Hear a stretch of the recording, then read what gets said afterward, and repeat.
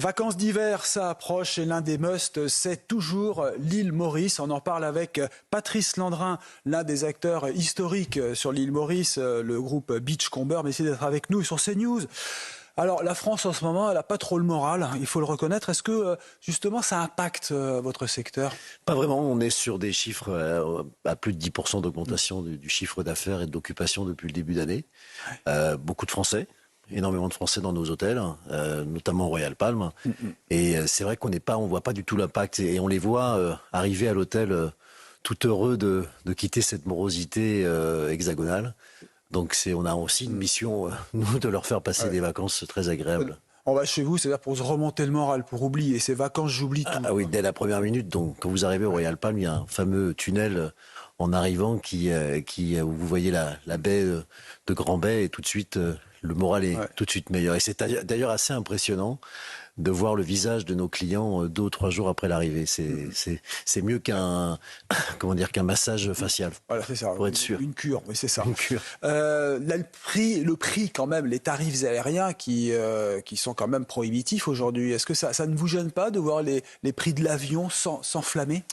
Ce qui nous gêne le plus, c'est qu'il n'y a pas assez de vols. C'est plutôt ça, parce que moi, par exemple, pour venir ici sur Paris cette fois-ci, ça a été très compliqué de trouver un vol, même en business. Ah ouais. Donc, je pense que c'est le manque de vols qui nous manque plus que le prix.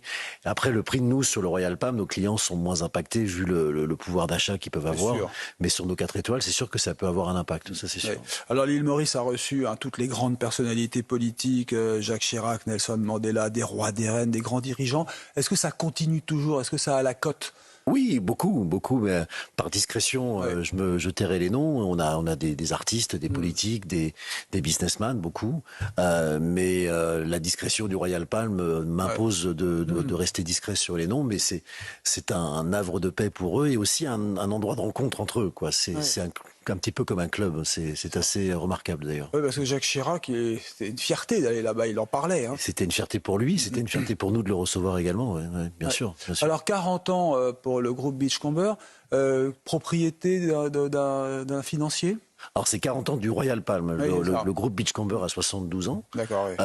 C'est un groupe local mauricien, Beachcomber, qui est tenu par une société qui s'appelle IA et une société très prospère et qui a des valeurs humaines qui, moi, personnellement, me correspondent tout à fait. Et je suis très content d'avoir rejoint cette entreprise il y a 14 mois. Oui. Vous êtes un ancien de l'hôtellerie? Un ancien, oui. J'étais en Asie avant. J'ai eu ma propre affaire en France il y a quelques années. Et puis, je suis passé par le Ritz, le Crillon, le Plaza Athénée à New York et le Savoy à Londres.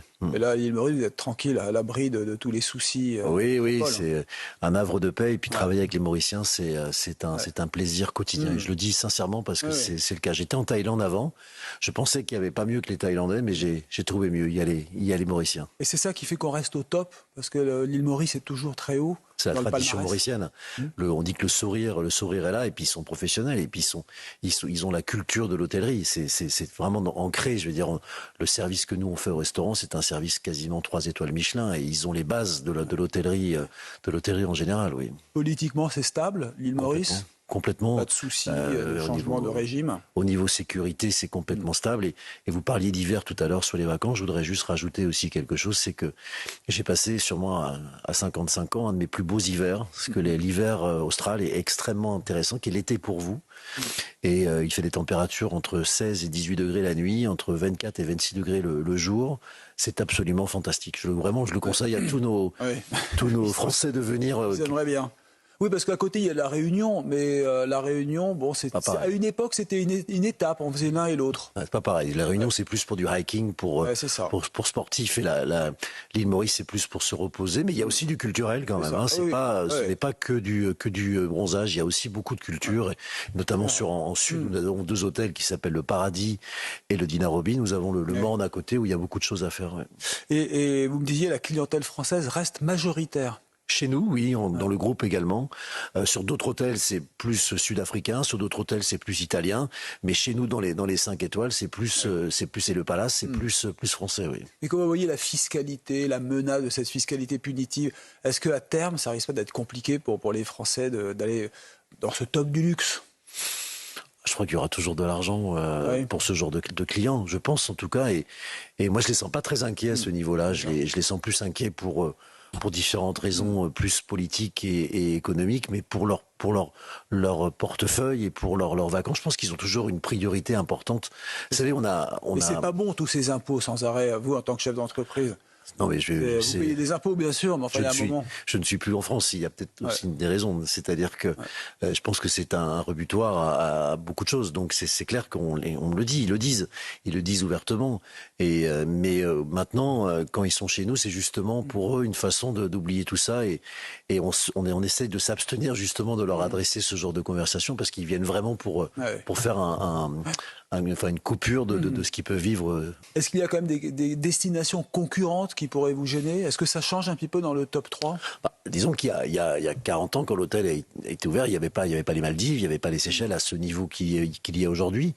La Thaïlande, un petit peu moins, parce que la Thaïlande est quand même beaucoup partie sur le mass market. Donc, mais aujourd'hui, notre propre concurrence, c'est nous. C'est-à-dire qu'à partir du moment où on gardera la qualité qui est la nôtre aujourd'hui, il n'y a pas de raison que les gens ne viennent pas. Et nous avons des 4 étoiles aujourd'hui sur le groupe Beachcomber qui sont de qualité de 5 étoiles en Thaïlande, largement. Merci beaucoup Patrice Landrin d'être venu sur CNews. Vous représentez le groupe Beachcomber.